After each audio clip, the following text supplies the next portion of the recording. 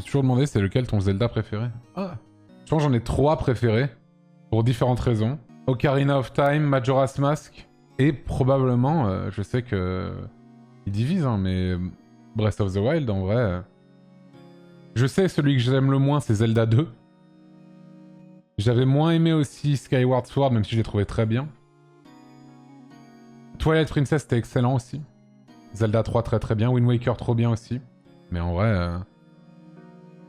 Mais Wind Waker, non, je suis désolé, il est pas dans le top 3 pour moi. Et même, je crois même que je préfère Twilight Princess à Wind Waker. Pirate Tracks, j'ai pas fait. J'avoue, j'ai pas fait.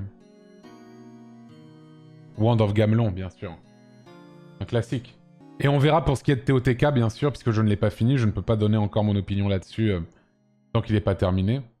C'est un peu Breath of the Wild sous stéroïdes. Après, objectivement, TOTK est probablement meilleur que Breath of the Wild, mais il n'y a plus la surprise absolue, parce que c'est vraiment la suite directe. Hein. Le problème de TOTK, c'est qu'on connaît la map. On la connaît, oui, mais elle est quand même assez différente, quand même. Je pense que TOTK, est-ce que Breath of the Wild aurait dû être? Non. Ah non, vraiment pas, non, Breath of the Wild aurait dû être Breath of the Wild, c'est un des plus grands jeux auxquels j'ai joué dans toute ma vie. C'est incroyable. Le vrai problème de TOTK, c'est que l'exploration est pas satisfaisante. Ah ouais, tu trouves? Pourquoi? Moi, au contraire, je trouve que c'est... En fait, le seul problème, on va dire... C'est pas un problème. Je trouve avec Tears of the Kingdom, c'est que vu que tu peux quasiment tout le temps aller dans le ciel, avec plein de moyens différents, hein, soit bah, t'as des pierres qui te permettent de remonter, soit bah, t'as débloqué un sanctuaire là-haut qui te permet de TP, machin, tout ça.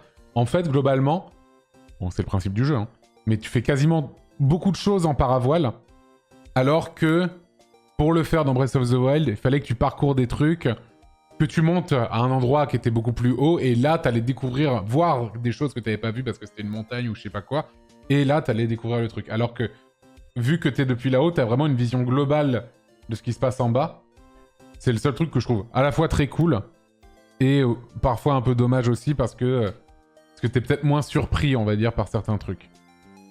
Malgré tout, t'as tout le côté du ciel qui est incroyable, et t'as aussi les profondeurs qui est complètement ouf aussi, quoi. En même temps, vu que la map est déjà plus ou moins connue, je trouve pas ça très gênant. Mais moi, ça me gêne pas. C'est juste que c'est vrai qu'il y avait ce côté un peu plus surprenant, je trouve, dans Breath of the Wild. C'est tout.